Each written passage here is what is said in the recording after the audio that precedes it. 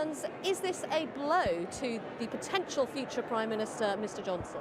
It's a distraction and it's a disappointment. The first thing I would say is I regret these amendments being attached to an important piece of legislation in Northern Ireland, the negotiations to restore devolution, to get a devolved executive and assembly back up and running in Stormont at a very sensitive time. And I think it's actually slightly irresponsible to be messing around with this piece of Northern Irish business with this sort of thing.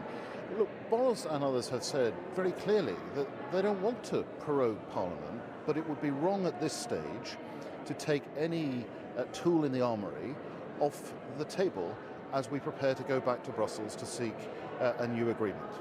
So they've successfully weakened Boris Johnson's hand. Should he take over at number 10 next week? Well, the key point is this, that in statute law it says we're leaving on the 31st of October. The European community, even if they wanted to, couldn't impose an extension beyond that on the United Kingdom. Only the British Prime Minister can ask for an extension, which might not even be granted. And Boris has certainly been clear that he has no intention of asking for an extension. So the position remains very clear in statute law that the United Kingdom leaves the European Union on the 31st October this year. You say that, but perhaps MPs could find a way, as they have before, to mandate a Prime Minister to go and seek an extension.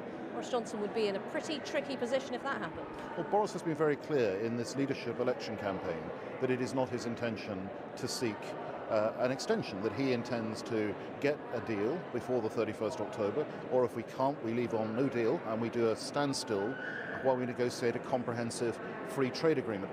We've got to bring this to a conclusion. It's 3 years since the British public voted decisively to leave the European Union, and this Parliament, which is full of people who didn't support that decision, need to back off and let us implement the democratic decision that the British people freely took. You say some people need to back off, but some people are saying Boris Johnson should have ruled out prorogation ages ago, that it is outrageous that he is even keeping that on the table, locking MPs out of the process potentially. If they listen to what he has said very clearly he's not in favour of using what he described as arcane parliamentary devices. No one wants to prorogue Parliament in order to deliver Brexit. We want Parliament to deliver on the vote in 2016. And today is a distraction. It's still in law that we're leaving. The Prime Minister is not going to ask for an extension if it's Boris Johnson. We will get this over the line and we will leave the European Union on the 31st of October.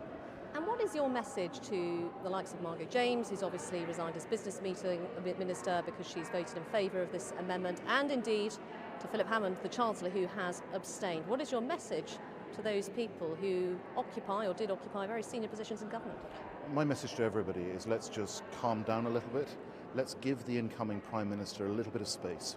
Let them have those discussions with their European counterparts, with the Dublin government. Let them form the new administration and let's see where we are by the autumn. Let's give the guy, whoever it is, it will be a guy, let's give the guy a break. And just finally, Conor Burns, are you worried after what has happened today that Boris Johnson's message that he was trying to send to the EU, which is take me seriously, I will go for no deal if that's what it takes, and MPs aren't going to stop me, that has been undermined today? Well, I'm not, because, as I say, the fundamentals haven't changed. If he's Prime Minister, he's not asking for an extension. The legal position to change it would require an act of Parliament, and I don't see where the time or the numbers come. And that would be this House of Commons and this House of Lords saying to the British people, we are overturning the decision you freely took in 2016. We would be entering very dangerous territory indeed. Conor Burns, thank you very much for your time this afternoon.